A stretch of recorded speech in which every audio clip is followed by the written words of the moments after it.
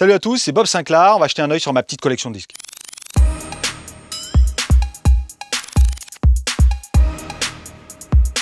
Moi j'ai commencé à acheter des disques le jour où j'ai vu un DJ dans un club, surtout au Palace à la fin des années 80, parce que je trouvais cette musique incroyable qui arrivait entre hip-hop, house, garage, tout ce qui arrivait des États-Unis. Mais j'étais vraiment très orienté vers le rap au début. Et donc mon premier disque, Sweet Tea, I've Got a Feeling, putain, voilà, sur Profile. Waouh, ça c'est monstrueux. J'achetais tous les rappeurs qui samplaient James Brown. Parce que voilà, j'étais un fou de James Brown, mais j'adorais la dynamique que les DJ mettaient sur leur musique. Je savais pas que c'était des samples à la base. C'est à peu près classé par ordre alphabétique. Donc je sais après. Donc tu me dis James Brown, premier disque de James Brown. Donc, au départ, évidemment, ça coûtait très très cher. Donc il y avait ces deux compilations, Funky People, voilà, qui réunissaient les classiques de James Brown et production. Donc tout ce qu'il produisait. Marva Whitney, Vicky Anderson et les JBs, James Brown Orchestra. Hein, donc voilà, donc il a fait des disques en solo. Mais après les années 70, il a créé la funk. Ça a commencé avec Say It Loud, I'm Black and I'm Proud sur son album à lui. Mais il a enchaîné plein d'albums avec les JBs. Et ça a donné des perles incroyables qui ont été samplées par les rappeurs. Évidemment que j'ai samplé James Brown, évidemment, juste pour le kiff. Mais je ne me rappelle plus lequel c'était. Mais c'était vieux. Hein. Mais on ne va pas chercher, Ça, c'est quasiment un des premiers maxi que j'ai acheté. Tu vois, ça date de 87. C'est un duo arrangé par la maison de disques. Et après, ça a donné une carrière de dingue. Et donc, Gangstar, après, bon, il y a eu un morceau mythique avec MC Solar, Le Bien, Le Mal.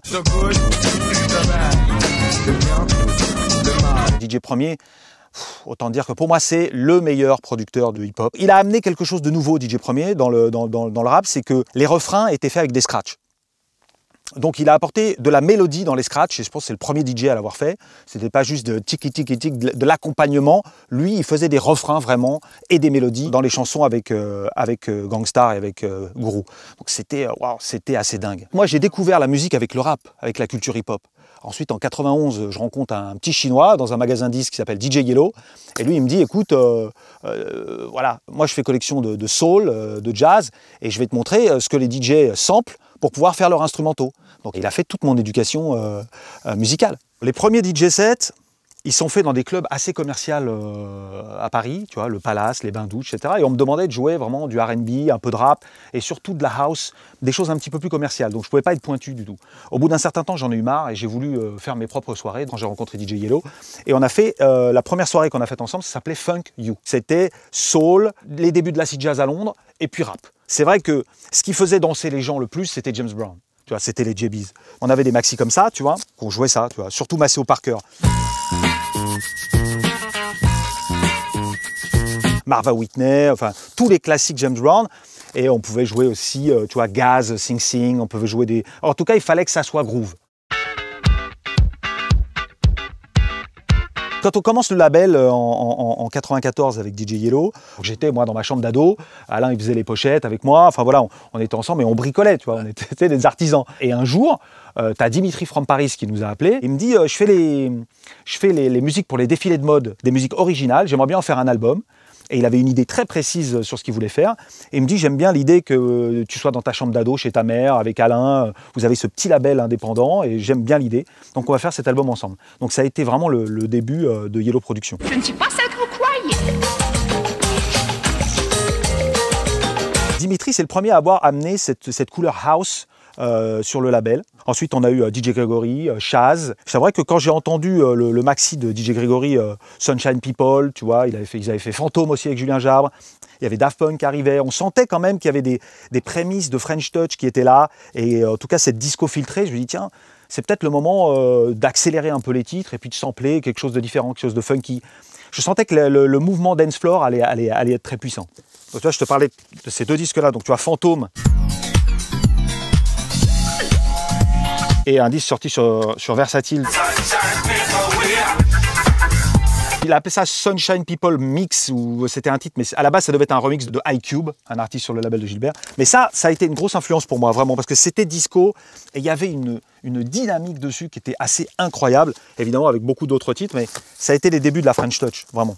La scène acid jazz, elle est née à Londres, je pense à la fin des années 80, moi je l'ai prise en cours vers 90-91, mais à la base c'était une soirée faite par Gilles Peterson, Patrick Forge, Norman Jay, donc 3 mecs, et il y a eu un engouement sur cette soirée incroyable. Et il y a eu un mec, donc j'ai oublié le nom, qui a créé ce label Acid Jazz. Alors, sûrement en hommage à toute cette musique-là, mais moi j'ai acheté pas mal de vinyles à cette époque. Voilà, que je te sorte une petite histoire sympathique, parce qu'évidemment j'ai toujours un truc à raconter. Voilà, le label Acid Jazz qui est là. Ils ont sorti ce titre-là qui s'appelle Give Me One of Those, et qui est vraiment une pompée des Jabbies. Hein. Ils cherchaient à recréer l'ambiance des années 70 et avec un plus gros son. Voilà, ils étaient fans, donc voilà, ils voulaient faire du sounds like. Ça, c'était les sons que je passais à Funk You. Ça, c'était 89-90, mais c'était des disques qui étaient très underground, donc tu pouvais la passer encore sur 2-3 ans. Donc on avait fait cette soirée sur ce thème-là. Alors, il y avait un label que j'adorais, un petit label comme Yellow à l'époque, mais aux États-Unis, qui s'appelait Playroll. Et il y avait ce rappeur qui s'appelait Supreme DJ Newborn.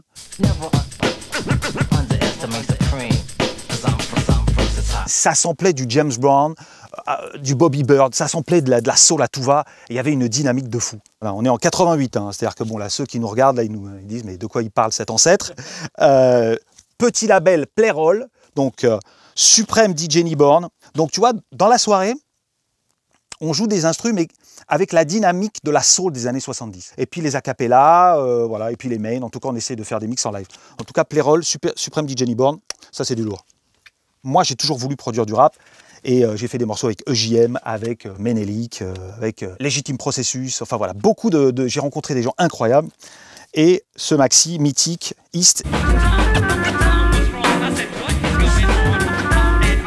Quand j'ai rencontré Cutty B dans un magasin de disques, il m'a dit, moi je joue des claviers et tout, donc passe au studio. Donc dans son grenier, chez sa mère, il avait un clavier avec un 4 pistes cassette. On enregistrait les premiers morceaux là-dessus, sur un 4 pistes cassette.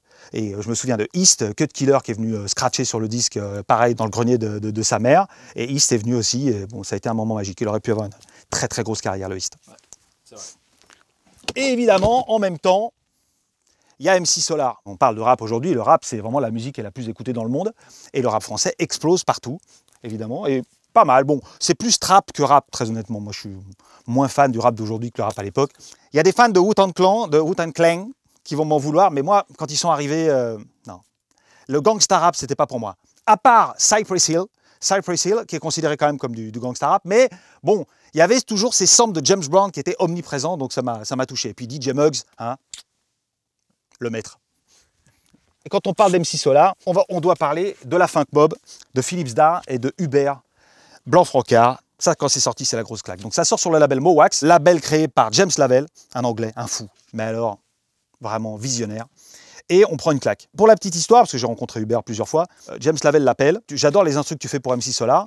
J'aimerais que tu fasses un EP, 5-6 titres, avec des instrus, comme si tu les faisais pour MC Solar, mais un peu extended. Et ça a donné ce EP mythique, Tripulation extrasensorielle. Un classique.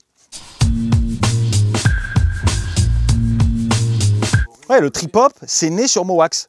Alors c'est né avec DJ Crush, c'est né avec plein d'artistes, je ne peux pas me souvenir de tout. Hein. Ah, vous êtes dur avec moi.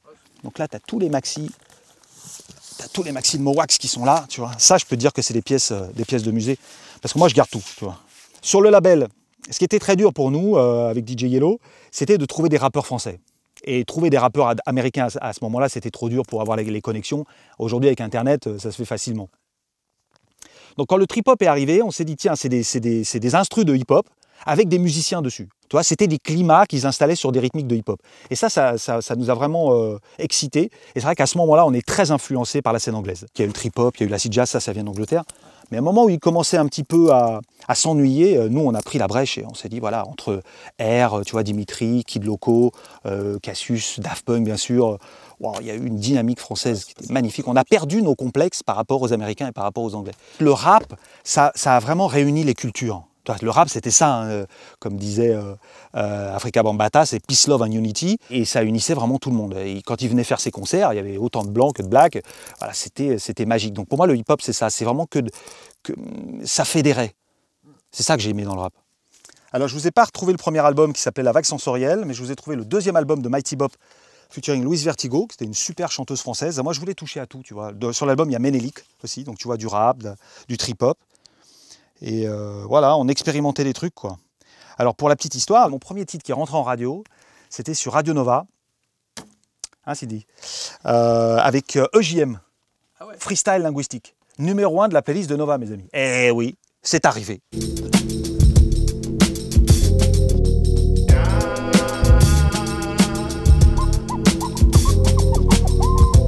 Ah, c'était une période dingue parce qu'on se retrouvait tous dans la semaine, que ce soit chez Rough Trade, Sound Records, on allait acheter les disques, les nouveautés, tu vois, il y avait un engouement autour du vinyle, de tout ce qui se passait, il y avait une effervescence, une dynamique qui arrivait et des États-Unis, et d'Angleterre, et de la France, et waouh, ça parlait de vinyle, ça explosait, quoi. C'était vraiment les débuts de la, entre guillemets, musique électronique, mais surtout d'une scène, tu vois, d'une scène de jeunes DJ qui bidouillaient dans leur chambre et qui voulaient fabriquer vraiment de la musique, quoi. On peut parler aussi de choses dont on n'a pas encore parlé, c'est aussi qu'en même temps que l'acid jazz, le rap, etc., il y a quand même le garage qui cartonne à New York, hein. Donc Sound Factory Bar, Lamplight, tous les gros clubs à New York jouent du garage. À New York, je vais dans des soirées et qu'est-ce que je découvre, c'est que un DJ comme Kenny Dope, par exemple, il joue du hip-hop et de la house dans la même soirée, ce qui n'était pas possible en France, tu vois. Masters at Work, Kenny Dope, Louis Vega. Je peux pas te sortir, regarde, il y a une section entière pour eux, c'est quand même assez dingue. Toute leur production est, ouais, voilà. Pour moi, le plus beau morceau de house, c'est Baby Winans, Thank You, produit par Masters at Work. À écouter, réécouter, réécouter, c'est extraordinaire. C'est très gospel, arrangements vocaux par Luther Vandross. Eh oui, messieurs, pour ceux qui connaissent. Alors, il faut juste savoir que les gens qui connaissent Robin S, Show Me Love, tu vois, You got to show me love. You got to show me love. Donc c'est sorti en 93, hein, les amis, hein. Même 92, je crois. Et l'original était sorti en 90-91, et l'original a été remixé par Stonebridge, qui en a fait le tube qu'on connaît. Donc il a sorti un deuxième single, Love to Love, donc ça passait dans les clubs. Mais c'est le garage d'origine. Alors évidemment, Kerry Chandler, Masters at Work dont je vous ai parlé, Todd Terry, tous ces gens-là qui cartonnent. Il y a cette scène house, mais qui est faite avec des samples.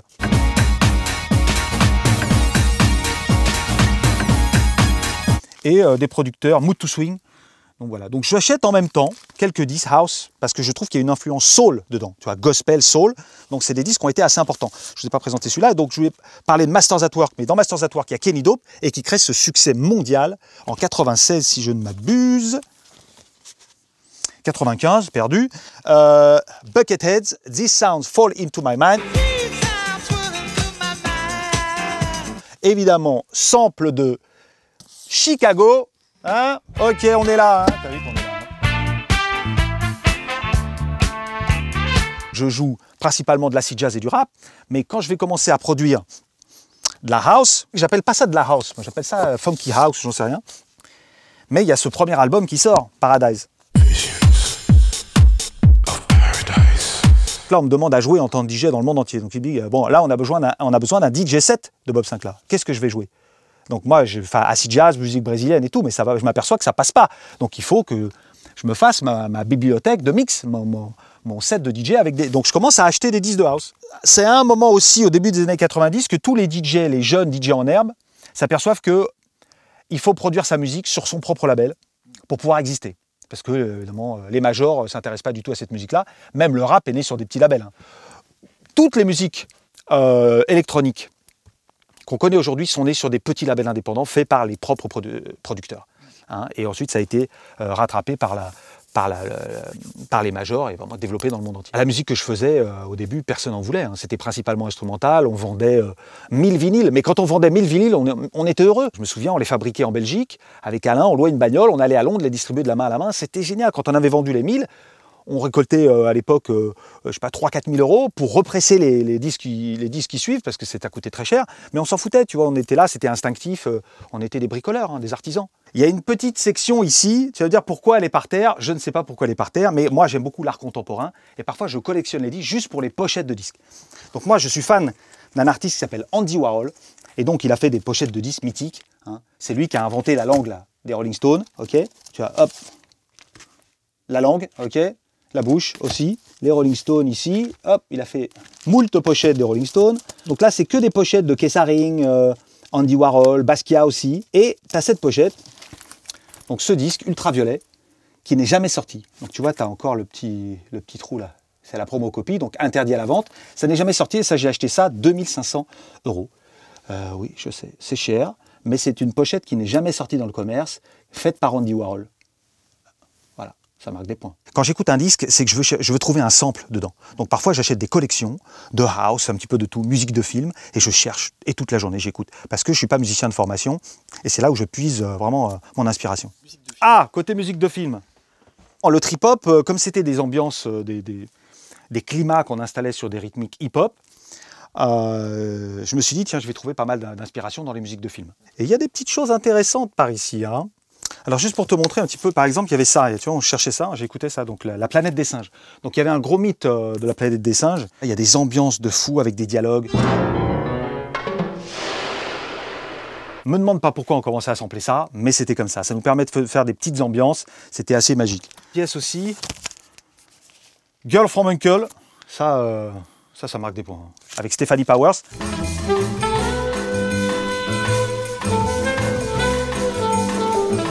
Alors Stephanie Powers, hein, l'amour du risque, pour ceux qui s'en souviennent. Et évidemment, la musique de film qui est là, le magnifique Jean-Paul Belmondo. Musique de Claude Bolling. Donc ça, c'est 73-74. Déjà, la musique est magnifique. Même je me suis inspiré de ce film pour créer le personnage Bob Sinclair. Je vous le conseille.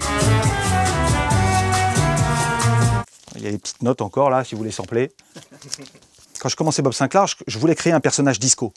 Je ne me suis pas mis en avant sur le premier album. J'ai trouvé un serveur qui travaillait là dans le Marais avec des petites moustaches. Il s'appelait René. Et je trouve qu'il ressemblait à Céron. Donc je dis, tiens, on va faire toute la promo du disque avec son image, en faisant des photos de lui et tout. Et on va faire croire que c'est lui. Donc c'était assez dingue. Donc les gens ont bien marché, ça a cartonné. Sur le label, j'ai fait la Yellow 357 aussi, une fausse musique de film que j'ai fait. Il y a DJ Cam dessus, il y a plein de potes qui ont produit des titres avec moi. J'aimais bien faire des concepts. C'était comme ça. Et Bob Sinclair, le premier album, Paradise, c'était un concept. Thomas Bangalter de Daft Punk qui a fait un morceau dans l'album. Il y a Cutty B aussi qui a fait un morceau dans l'album. Donc je voulais faire ça un peu comme une compilation. Après, voilà, donc je samplais du disco. On ne savait pas où on allait. Donc on tâtonnait et on pensait pas, en tout cas je ne pensais pas créer une image d'artiste sur mon image de DJ. Parce qu'à l'époque, il fallait produire plein de disques et puis si on avait de la chance, on pouvait aller jouer dans les clubs. Alors ce qui est assez incroyable, c'est que les trois producteurs qui restent, là, qu'on joue beaucoup, c'est évidemment Giorgio Moroder, Céron et Chic. Donc, alors, j'ai une petite théorie là-dessus.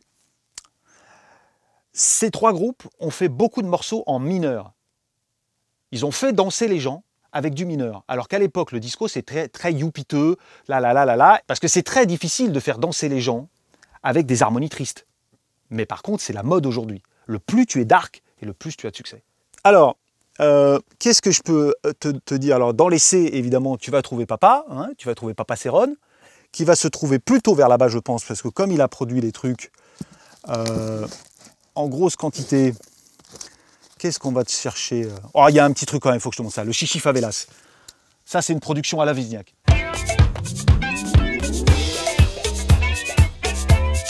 Donc, Céron, il travaillait avec 4 personnes.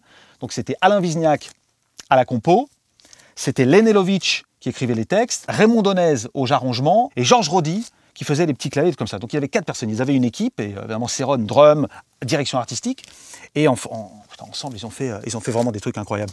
Alors ça, le Céron 4, je suis obligé de vous le montrer parce que c'est là-dedans que j'ai samplé le titre Look for Love, si je me trompe. Look for Love, ah ouais, je me souviens encore. Et donc la suite, à la loupe de I Feel For You, I Feel For You Baby. Évidemment, c'est pas moi qui chante, heureusement.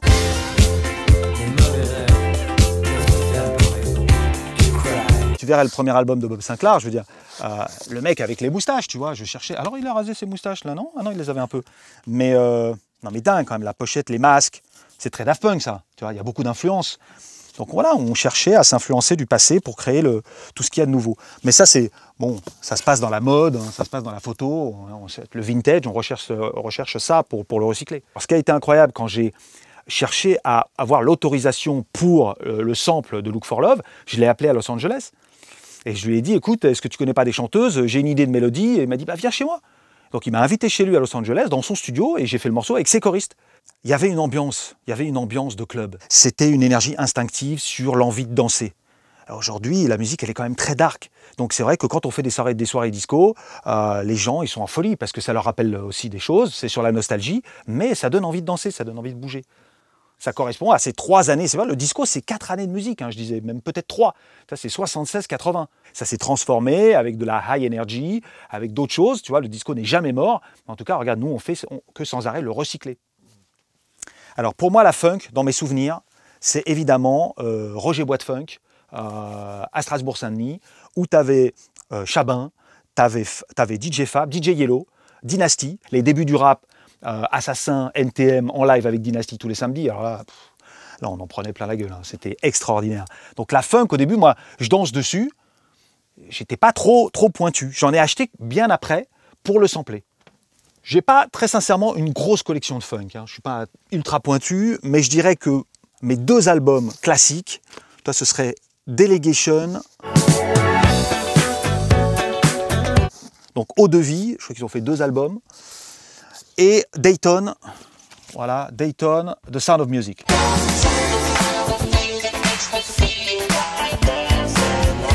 Bon là, quand tu as ces 2 albums-là, tu es un petit peu en place, hein. En tout cas, à découvrir pour ceux qui ne connaissent pas. Pendant le premier confinement, ce qui était assez incroyable, c'était que les plus grosses sessions, jusqu'à 9 millions de vues, c'était les sessions funk. Je ne sais pas pourquoi, là tu touches la nostalgie des gens, mais c'est surtout une musique sur laquelle tu as envie de danser et qui est assez facile à partager, même avec les gens qui ne la connaissent pas. Donc évidemment, le groove de la basse, le côté joyeux de cette musique. Écoute, moi quand je sample, je cherche les 2, 3, 4 secondes qui, mis en boucle, vont créer une nouvelle hypnose et qui vont me mettre en folie, qui vont créer ce groove, tu vois, ce côté lancinant, qui va faire que peut-être je vais rajouter un vocal ou pas, mais qui va faire que quand je vais mettre ma prod dessus, voilà, ça va donner une nouvelle dynamique, voilà, une nouvelle vie à cette musique. Et là, bon, là, cette partie-là, c'est donc Old School House. Donc tu as par année le label Strictly Rhythm, là, donc tu as beaucoup de, j'ai pas tout, mais pas mal de choses. On est plutôt house ici au studio. Tout à l'heure, tu me parlais de Hip House. Hip House, ce serait avant 89. Je les ai rangés par année parce que les mecs ont souvent fait qu'un seul disque. L'Acid House qui est arrivé aussi, bon, de Belgique, etc. Joe Smooth, hein, gros classique, Promised Land. Ça, c'est lourd. Chicago.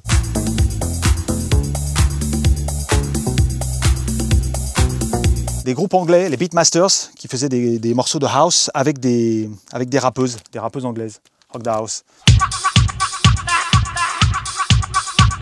Donc ça passait dans les clubs et tu vois, il y a quand même cette fusion house hip-hop qui m'a touché à ce moment-là.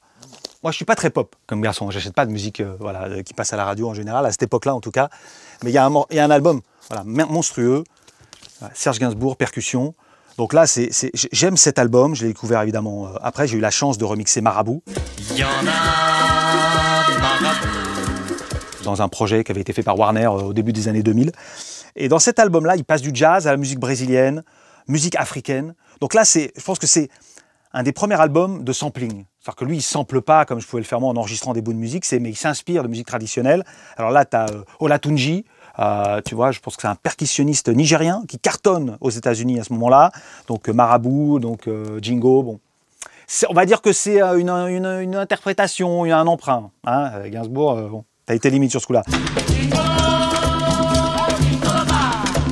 C'est ces choses-là qui m'ont influencé pour faire, tu vois, tout ce que j'ai fait après, toute la vague jamaïcaine et tous ces métissages de musique.